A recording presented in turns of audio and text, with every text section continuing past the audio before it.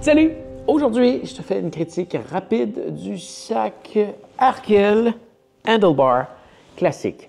Sac que j'ai utilisé sur ma dernière expédition en Islande, qui s'est étalée sur à peu près un mois, dans des conditions plutôt extrêmes.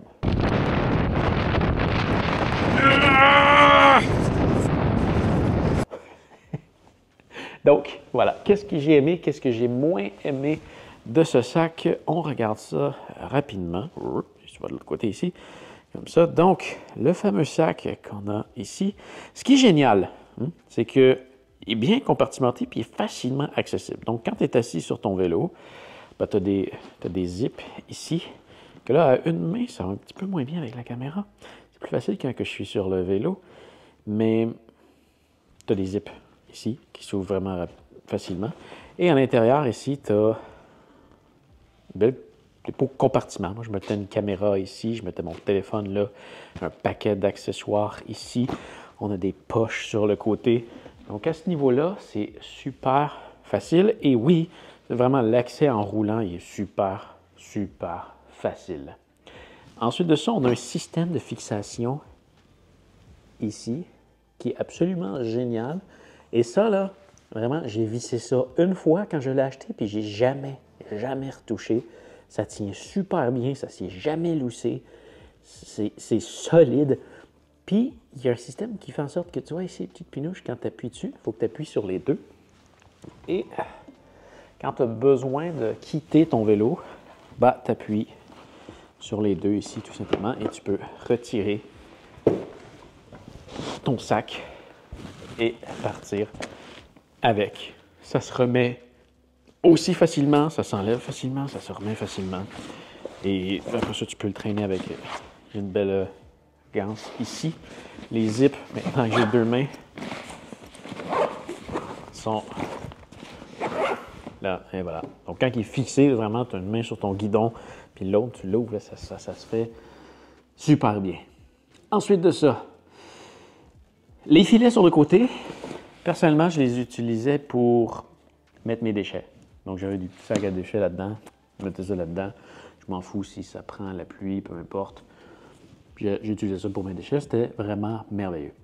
Autre chose absolument géniale, Arkel, c'est une compagnie canadienne, québécoise, basée à Sherbrooke, ce qui est vraiment le fun parce que c'est super proche de chez moi.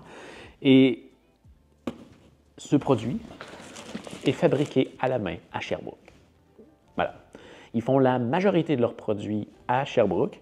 Il y en a certains qui sont faits à l'extérieur, comme en Chine, mais la majorité de leurs produits sont faits directement à Sherbrooke.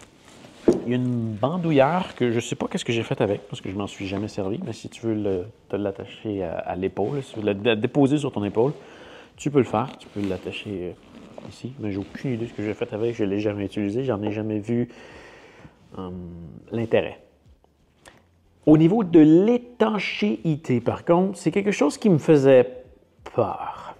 Dans le sens que ça, c'est exactement le même matériel qu'il y a sur les GT54. Et mes anciennes sacoches GT54, je les ai changées justement parce qu'ils prenaient l'eau. Donc, je t'avoue que ça m'a fait une certaine inquiétude. J'aurais aimé ça voir le même matériel qu'on retrouve sur les Orca. Les Orca qui sont les sacs qu'on retrouve ici. Ah, c'est les Orca. Sacoche absolument géniale. J'ai fait une critique à part là-dessus. Si tu veux aller la voir, c'est disponible là. Là, dans un des deux coins. Mais, quand même, j'ai eu des vrais météos de merde, des gros vents, de la pluie et compagnie. On a souffert en Islande. Ça n'a jamais pris l'eau. Vraiment jamais. Le truc qu'il y a, c'est qu'à l'intérieur, tu vois, tu as une espèce de coquille de plastique. Puis tu as une espèce de truc qui est comme plastifié. Il n'y a jamais d'eau, vraiment jamais d'eau qui est rentrée là-dedans. C'est assez surprenant. Et puis, si tu enlèves, tu as comme un séparateur ici. Tu regardes à l'intérieur, tu as comme une autre couche comme ça à l'intérieur. Made in Canada. Puis quand tu enlèves le zip ici, tu vois, c'est une autre grosse coquille de plastique qui est là-dedans. Donc, vraiment, c'est étanche. Ils disent pas que c'est étanche, mais je te confirme, avec toute la pluie que j'ai eue, c'est totalement étanche. Tu n'as pas à t'inquiéter qu'il y ait de l'eau qui rentre là-dedans. Peut-être que tu ne peux pas le pitcher dans la rivière, là, mais peu importe le niveau de pluie que tu vas avoir, ça ne rentrera pas. Sauf la pochette en avant, ici. Là, tout ce qui est là-dedans, ça va se faire mouiller. Si tu as des grosses, des petites pluies, ça ne rentrera peut-être pas, là, mais des grosses pluies, garantie que tout ce qui est là-dedans, ça va rentrer. Tu peux mettre des lampes de poche, crème solaire, des patentes comme ça, que c'est pas la fin du monde. Bref, ce que tu mets là-dedans, couteau, des patentes même. Mais des trucs que ça ne te dérange pas qu'ils soient mouillés. Il y a sûrement des trucs que ça ne dérange pas qu'ils soient mouillés. Mets ça là-dedans, mais tout ce qui est à l'intérieur, je transportais ma grosse caméra là-dedans, mes plus petites caméras. Ça m'inquiétait peut-être un peu au début, là, mais vraiment à la fin, quand j'ai vu que ça ne rentrait pas, aucune inquiétude là-dedans. Donc, est-ce qu'il me restait quelque chose à voir? Non, je crois que ça a fait pas mal le tour, donc j'espère que ça va t'avoir aidé.